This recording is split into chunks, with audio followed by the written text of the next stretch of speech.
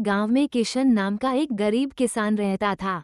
उसके पास ज्यादा जमीन नहीं थी, लेकिन वो मेहनती और ईमानदार था। उसका एक गधा था जो उसका इकलौता साथी और सहारा था। वो उसी गधे की मदद से खेतों में खाद, लकड़ियां और अनाज लाता ले जाता था। गधा भी बहुत समझदार था और किशन की तरह ही मेहनती। एक दिन किशन को शहर जाकर अनाज बेचना था। उसने अपने गधे की पीठ पर बोरी बांधी और चल पड़ा। रास्ता लंबा था और गर्मी बहुत ज्यादा थी।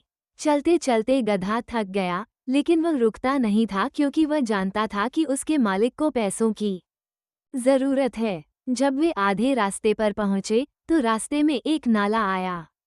किशन और गधा धीरे धीरे उसे पार करने लगे। अचानक गधे का पैर फिसला और वो बोरी के साथ पानी में गिर पड़ा।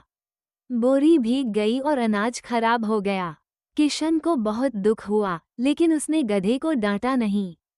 किशन ने गधे को सहारा दिया और उसे उठाया। गधा भी कुछ दुखी लग रहा था, मानो उसे अपनी गलती का अफसोस हो। किशन ने प्यार से उसके सिर पर हाथ फेरा और कहा, तू मेरा साथी है। नुकसान तो हो गया, लेकिन तू ठीक है, यही मेरे लिए सबसे बड़ी बात है। उसके बाद दोनों ने कुछ देर पेड़ की छाया में आराम किया और फिर खाली हाथ गांव की ओर लौट चले।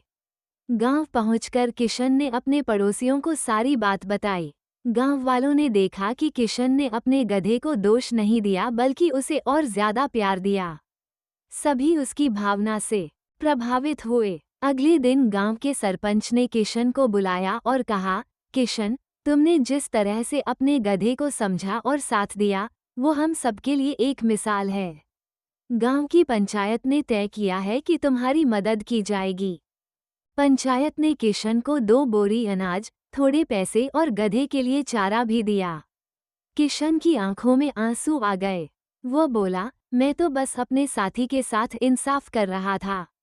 इस कहानी से हमें ये सीखने को मिलता है कि जब हम कठिन समय में अपने साथियों का साथ नहीं छोड़ते, तो दुनिया भी हमारी मदद को आगे आती है।